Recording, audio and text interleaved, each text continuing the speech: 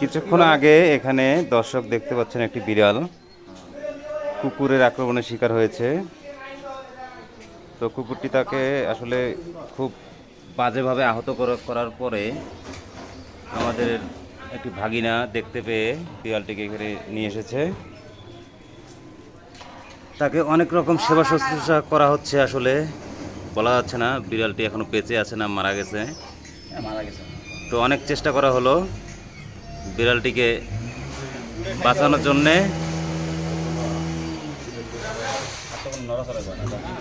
তো কখনকার ঘটনা ভাগিনা এটা? 5 মিনিট 12:30। তো এখানে আনার পরে কি নড়াচড়া করছে? 2-3টা ঝাঁকি মারছে।